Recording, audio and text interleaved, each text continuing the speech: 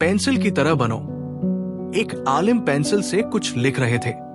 उनका बेटा पास आया और थोड़ा हिचकिचाते हुए पूछा, अब्बा, आप क्या लिख रहे हैं? आलिम ने मुस्कुराते हुए अपने बेटे से कहा, बेटा, मेरे लिखने से ज्यादा महत्वपूर्ण ये पेंसिल है जिससे मैं लिख रहा हूं, और मैं चाहता हूं कि जब तुम बड़े हो जाओ तो तुम इस पेंसिल की तरह बनो।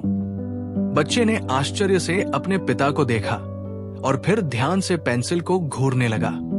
वो उसमें कोई ऐसी खासियत ढूंढने लगा जिसके आधार पर पिता उससे पेंसिल जैसा बनने का कह रहे थे। काफी देर तक पेंसिल को देखने के बाद उसे कोई ऐसी चीज नजर नहीं आई जो उसके दिमाग में खटकती, और अब बच्चा चुप नहीं रह सका।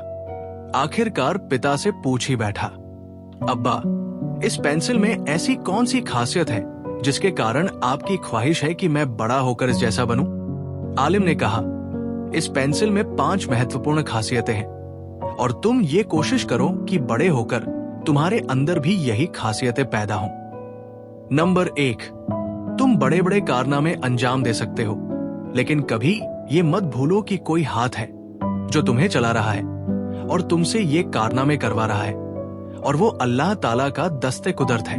नंबर 2, कभी कभी जब इसकी नोक घिस जाती है तो कटर या चाकू वगैरह से इसे शा जाता है। अलबत्ता ये एक दर्दनाक चीज होती है, लेकिन बहरहाल इसकी नोक तेज हो जाती है और फिर ये अच्छे से काम करने लगती है। तुम्हें भी ये जान लेना चाहिए कि इंसान को अगर कोई दुख और सदमा पहुंचता है, वो इसलिए होता है ताकि तुम बेहतर कारगुजारी का प्रदर्शन कर सको।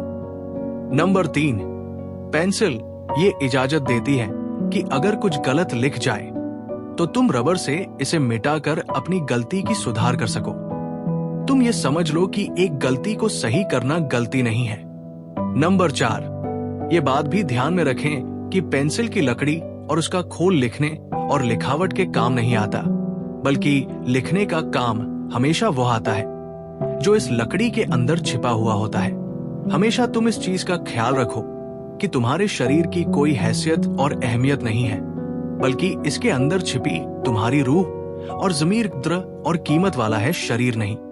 नंबर 5, पेंसिल जब कुछ लिखती है तो अपने कुछ निशान कागज पर छोड़ देती है जो मद्दतों कागज पर देखे जा सकते हैं। तुम भी ये बात समझ लो कि तुम जो भी काम करोगे उसके निशान तुम्हारे बाद बाकी रहेंगे।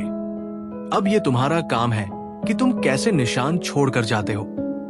किसी अमल को अंजाम देने से पहले कई बार गौर और फिक्र कर लो कि कहीं तुम कुछ गलत तो नहीं कर रहे हो।